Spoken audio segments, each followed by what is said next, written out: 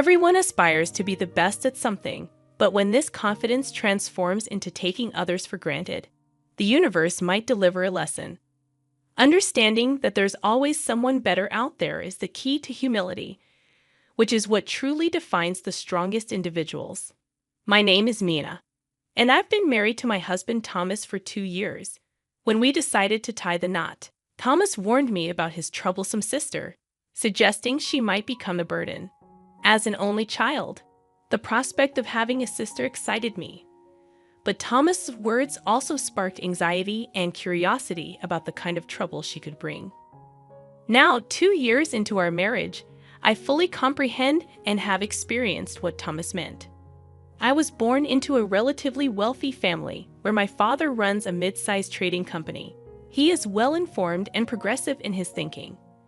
My parents always respected my decisions, creating an environment where I could freely explore my interests. The 2008 Lehman Brothers collapse, when I was just an 11-year-old elementary school student, intrigued me. Witnessing the significant impact it had on the world and Japan, I became fascinated by how a disruption in the flow of funds could cause a global panic.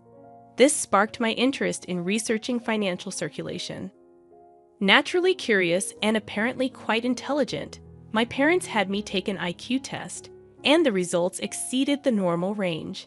As I delved into this newfound interest, many aspects became clear, but my curiosity never waned throughout middle and high school.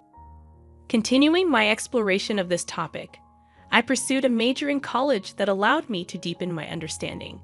As I delved further, my eagerness to apply my knowledge led me to venture into day trading, encouraged by my professor, who highlighted day trading as an excellent way to experience capital flow firsthand. I embraced the challenge, aware of the need for careful management to avoid debt. My research efforts were extensive as I identified statistically favorable stocks for day trading. Armed with a modest sum from all the allowances I had saved up, I engaged in buying and selling the same stock within the same day, with the goal of capitalizing on quick results. My predictions proved accurate, and though the initial increase was modest, I steadily grew my funds by repeating this process and gradually increasing my investment.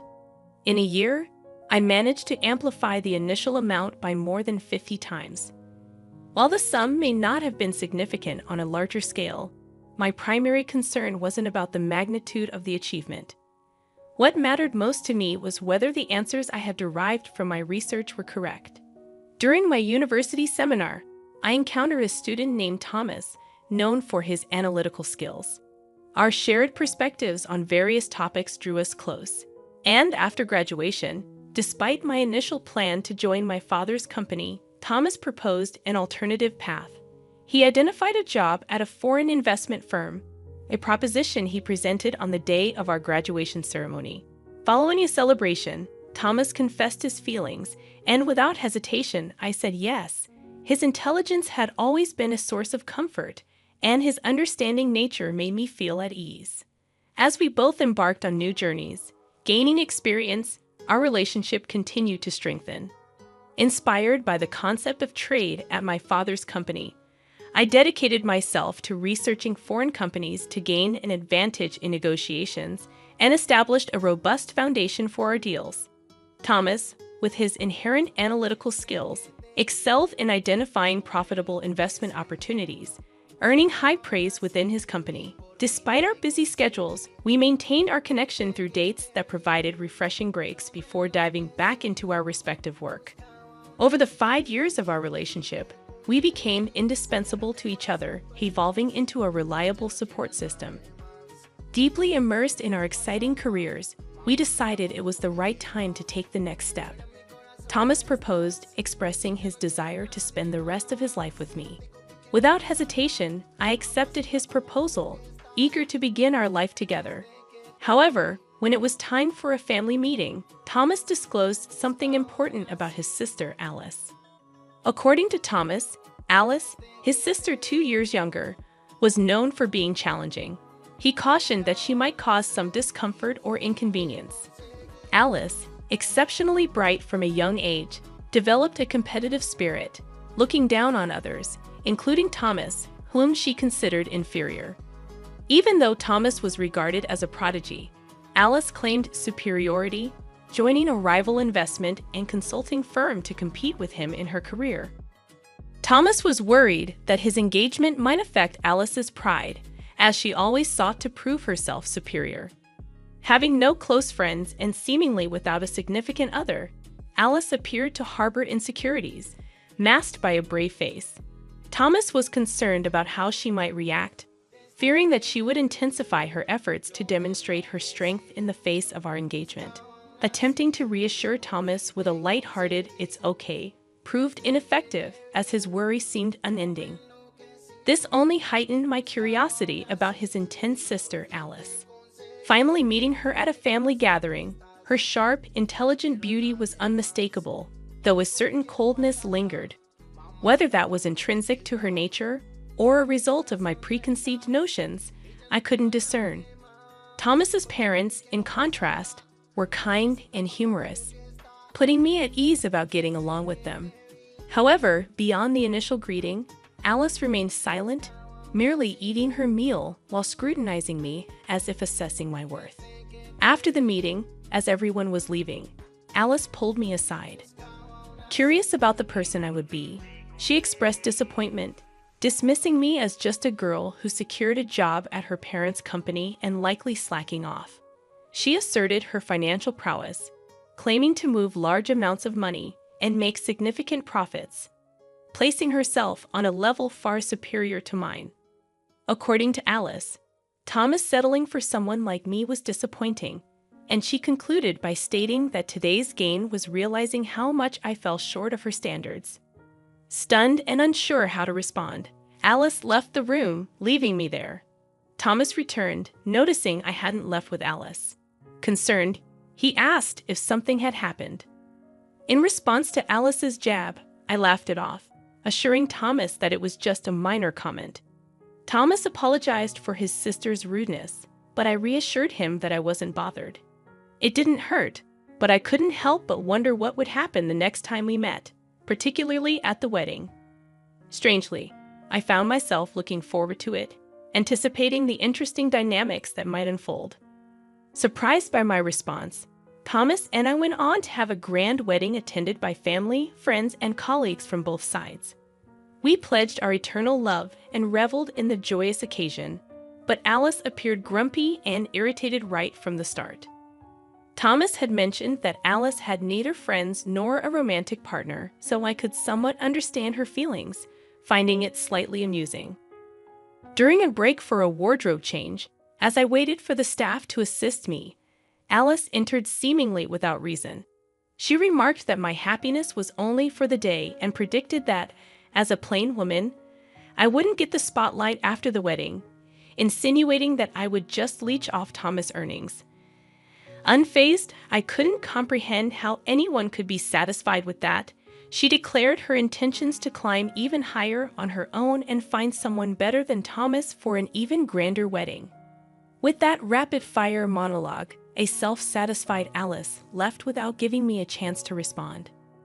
As the staff walked in just after Alice's departure, I burst into laughter at the timing. Apologizing to the puzzled staff, I started changing, realizing that Alice knew how to keep things interesting. Since the wedding, I had no contact with her. I anticipated seeing her again, perhaps at Christmas when visiting my in-laws, but an unexpected connection with Alice arose sooner than expected. My father decided to seek external consulting for asset preservation and expansion at his company. Although I offered to handle it, he insisted on bringing in outside expertise, choosing a specific firm. Upon hearing the familiar name of the consulting firm during negotiations at my father's company, a sense of recognition washed over me, but I couldn't immediately place it. To my surprise, Alice was among the representatives of the firm, and the realization dawned that it was her company. We exchanged surprised glances, but silently agreed to act as if we were meeting for the first time, keeping our sister-in-law relationship a secret from the other team members. When I discussed the situation with Thomas at home, he already knew about it, expressing frustration.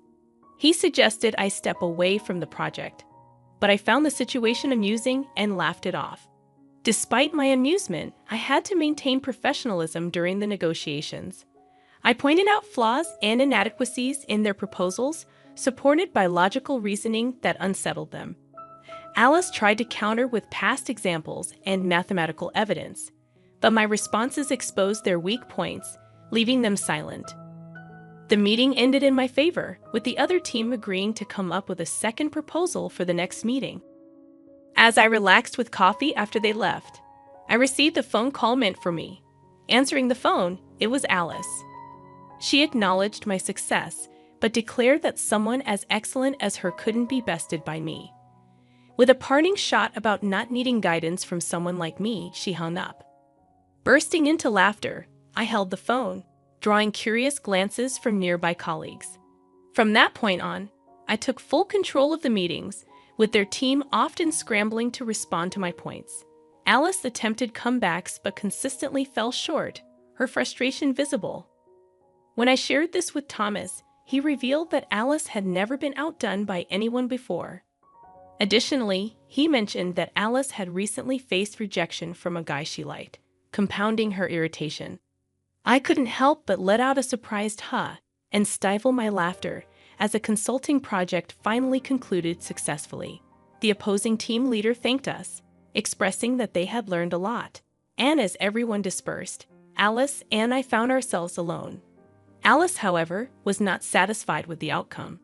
"I'm not satisfied with how things went. I'll make sure to get the better of you next time. Just so you know, I am more excellent. I even bought a tower mansion at my age. Only someone as outstanding as me could afford a brand new tower mansion," Alice declared, emphasizing her success as an investor. With that statement, Alice left, and Thomas later confirmed that what she said was true. Alice had indeed found success as an investor and recently bought a tower mansion to live on her own. While acknowledging her undeniable talent and the achievement within her reach, I genuinely wanted to congratulate her. A few days later, on the weekend, I had some business at a tower mansion. As I stopped at a certain mid-level floor, a door opened, and a resident stepped out. The resident and I locked eyes and both exclaimed in surprise. It was Alice. "Why are you here? If you're not invited to the party, did you come to clean?" I questioned.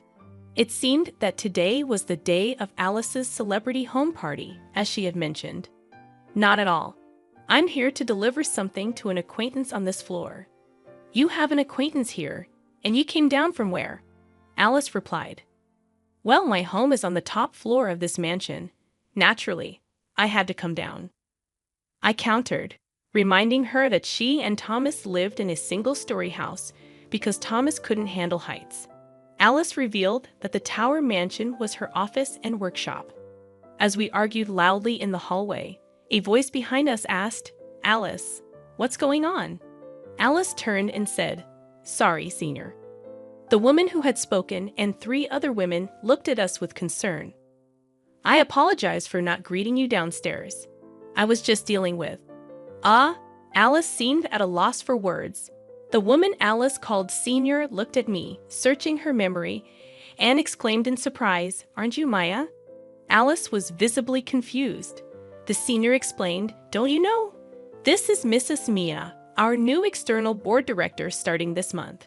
She's also known as the investment goddess whom Alice admires." Alice was speechless at this unexpected revelation, and the senior continued, "Also, she owns a significant share of your company," which made her a board director.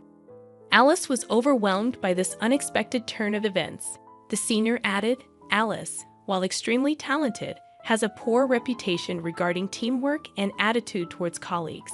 If she can't improve, she can't continue working in her current role."